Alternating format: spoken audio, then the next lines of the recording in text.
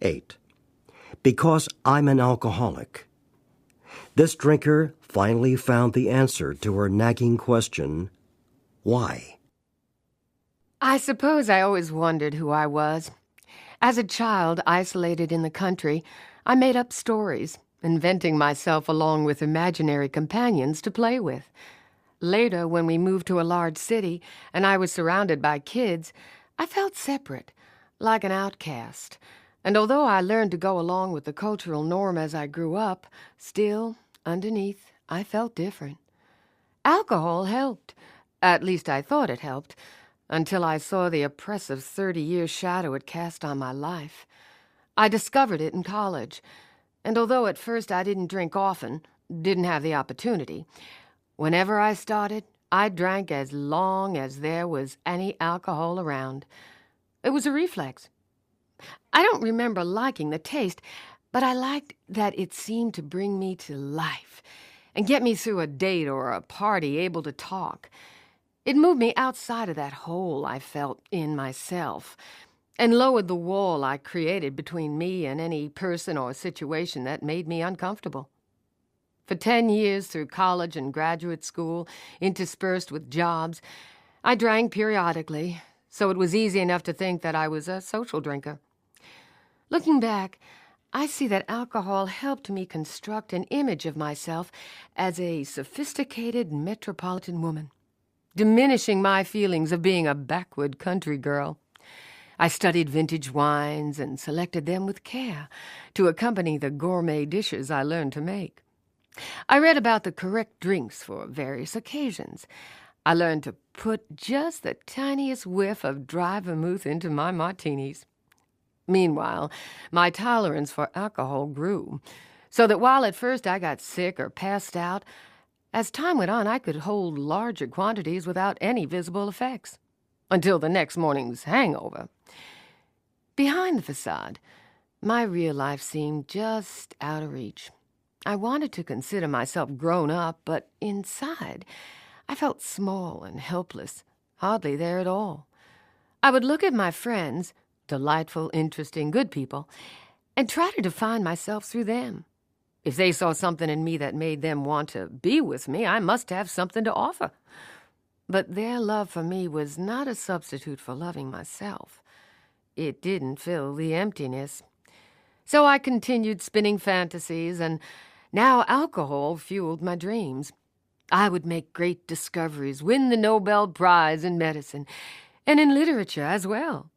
Always the dream was somewhere else, further off. And I took a series of geographical cures in search of myself.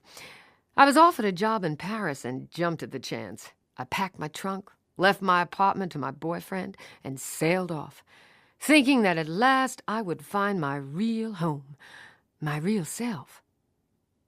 I began to drink daily and rationalized that in France, of course, you have to have wine with meals. And after the dinner, after the wine, then there were liqueurs. My journals and letters bear witness in the deterioration of my handwriting as the evening wore on, drinking as I wrote. It was there, too, that I first became dependent on alcohol. After work on the way to the Alliance Française for classes, I'd stop at a bistro for a glass of cognac to give me courage to get me there, my need greater than the embarrassment of being a woman drinking alone in the 1950s. One vacation, I went to visit friends in Scotland, traveling slowly through the English and Welsh countryside.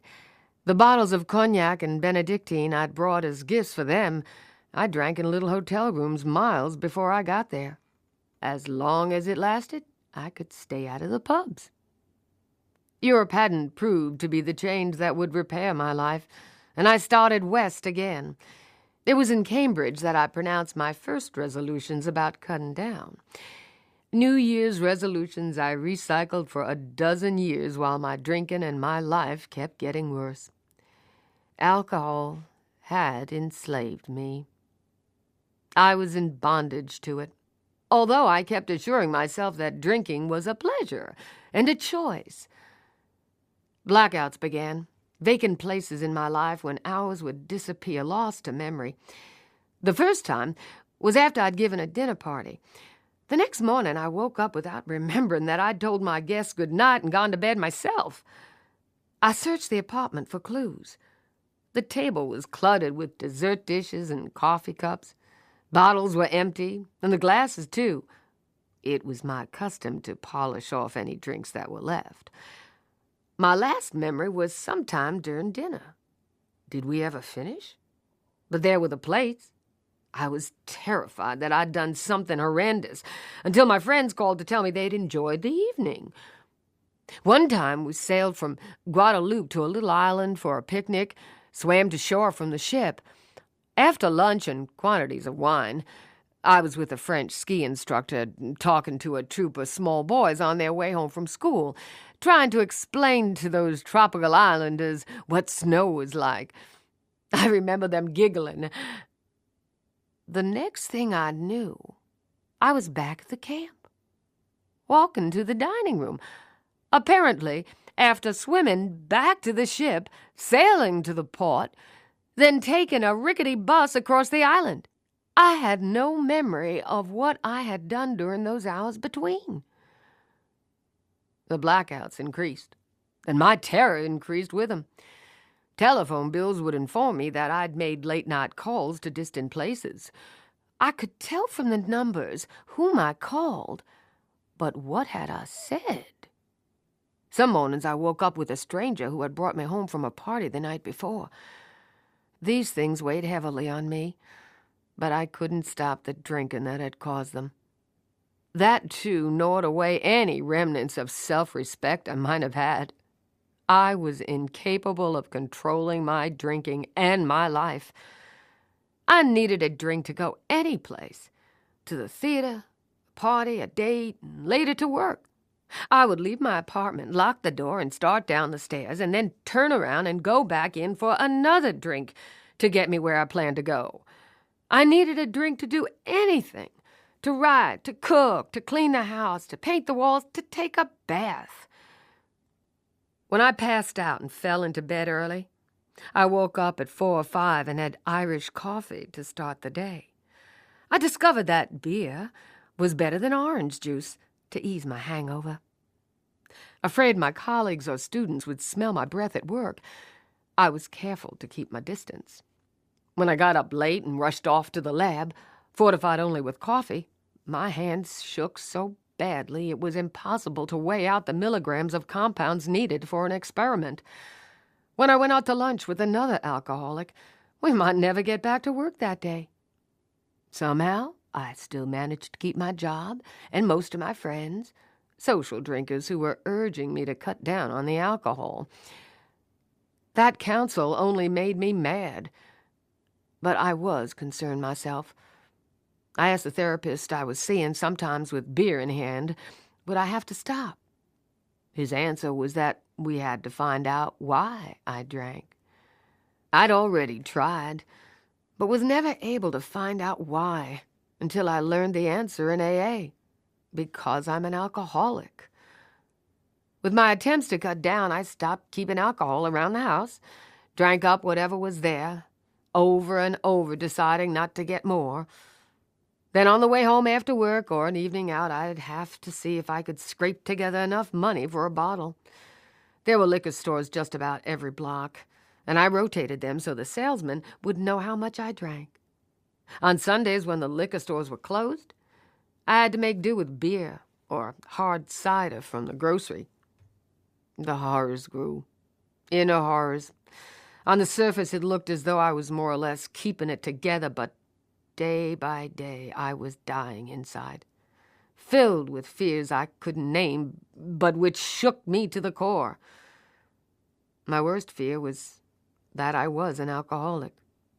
I wasn't sure what that was, except that I might end up down on the Bowery in New York, where I had seen drunks curled up on the sidewalk. I made another New Year's resolution, to stop drinking entirely until I could handle it. And then, I told myself, I could go back to wine and beer. Hands trembling, body shaky, head splitting, I survived that first day until I was fairly safe in bed in an alcohol-free apartment. Somehow, I made it through a couple of more days, miserable in withdrawal. In spite of managing to stay dry that time, I have no doubt that resolution would have crumbled like the others, and I would have been drinking again if I hadn't found AA. I had left the therapist who hadn't been able to tell me why I drank, and on New Year's Eve, I went to a party at the home of my new therapist. A few days later in the group, the therapist said, "You're drinking even more than I realized. You're an alcoholic. I think you should stop drinking, see a doctor, and go to AA." My resolution had endured 3 days, and I protested. "I'm not an alcoholic." That was my very last denial. "Say it the other way," he suggested. "I am an alcoholic." It came out in a whisper, but it sounded right. I've said it thousands of times since then, and with gratitude. What I was most afraid to admit that evening was what would set me free. The therapist told me then and there to call someone who had been in our therapy group, a doctor on the staff of a hospital alcoholism service. "I'll call her tomorrow," I said. "Call her now." He handed me the telephone. When I asked her if I was an alcoholic, she said that from what she'd seen of my drinking, I might be, and suggested that I talk with her boss. Terrified, I made an appointment and kept it. She told me the symptoms of alcoholism, and I had them all. She gave me a list of AA meetings and recommended one. I went to that meeting. Small women's group. I was scared and in withdrawal. Someone greeted me, and I muttered my name aloud. Someone brought me a cup of coffee. People gave me their phone numbers and urged me to call, to pick up the telephone instead of a drink. They were warm and friendly. They said, "Keep coming back." And I did. For weeks I sat in the back of the rooms, silent when others shared their experience, strength, and hope. I listened to their stories and found so many areas where we overlapped. Not all of the deeds, but the feelings of remorse and hopelessness. I learned that alcoholism isn't a sin, it's a disease. That lifted the guilt I had felt. I learned that I didn't have to stop drinking forever, but just not pick up that first drink one day, 1 hour at a time. I could manage that. There was laughter in those rooms, and sometimes tears, but always love. And when I was able to let it in, that love helped me heal. I read everything I could about this disease I have. My readings recounted the course I had lived and predicted the way I would die if I continued drinking.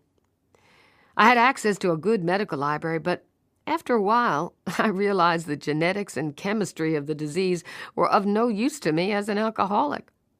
All that I needed to know about it, what would help me get sober, help me recover, I could learn in AA. I was blessed to live in a city where there were meetings at all hours of the day and night. There I would be safe. And there, within a few blocks of my apartment, at last I would find the self I had traveled thousands of miles in search of. The slogans on the walls, which at first made me shudder, began to impress me as truths I could live by. One day at a time. Easy does it. Keep it simple. Live and let live. Let go and let God. The Serenity Prayer. Commitment and service were part of recovery.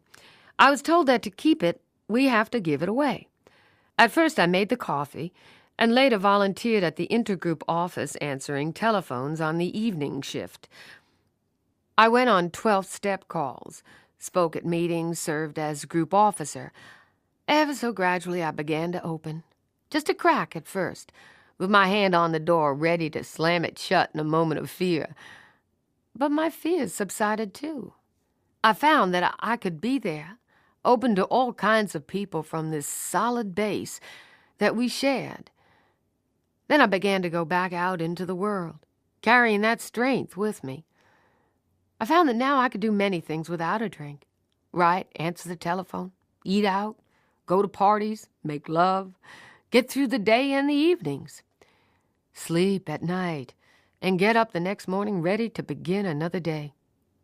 I was amazed and proud to have gone a week without a drink, then a month. Then I lived an entire year sober, through my birthday, Christmas, problems, successes, the mixture that makes up life. I healed physically, felt good. My senses returned. I began to hear the delicate sound of autumn leaves rattling in the wind, to feel the touch of snowflakes on my face, to see the first new leaves of spring. Then I began to heal emotionally, to experience feelings that had long been so deeply buried they had atrophied. For a time I floated on that pink cloud. Then I cried for a year, raged for another year. My feelings returned, and then began to settle down to reasonable size. Above all, I healed spiritually. The steps took me on that path. I had admitted I was powerless over alcohol, that my life had become unmanageable. That was what got me through the door. Then I came to believe that a power greater than myself could restore me to sanity, and eventually I made a decision to turn my will and my life over to the care of God as I understood God. Years before, in my search, I had explored numerous religions and dropped them because they preached a patriarchal God, which I felt never included me. Alcoholics Anonymous, I was told, is a spiritual program, not a religious one. Through my years of darkness, some spark of spirit remained in me, helped me survive until I found my way into AA. Then, nurtured by the program, that inner spirit grew, deepened, until it filled the emptiness I had so long felt inside. Step by step, I moved to a spiritual awakening. Step by step, I cleared up the past and got on with the present. AA is my home now, and it is everywhere. I go to meetings when I travel here or in foreign countries, and the people are family I can know because of what we share. As I write this in my 28th year of sobriety, I am amazed to look back and remember the woman or child I was then, to see how far I've come out of that abyss. Alcoholics Anonymous has enabled me to move from fantasies about what I might do with my life into living it, one day at a time. In my first move that was not a geographic, I left the city and moved to the country. I left research and became a gardener. I discovered that I am a lesbian and that I love women. I'm fulfilling a long-time dream of writing fiction that's being published. But these are things I do, aspects of the life I'm living in sobriety. The most precious discovery is who I really am. Like all of us, a being far beyond any of the ego selves, any of the fantasies I'd made up. That sense of being different, which had long plagued me, disappeared when I saw the threads that run through all of us. Sharing our stories, our feelings, it is the areas where we are the same that impress me. The differences are but delightful flourishes on the surface, like different colored costumes, and I enjoy them. But the basic ways we are human, the basic ways we simply are, stand out to me now. I came to see that we are all really one, and I no longer feel alone.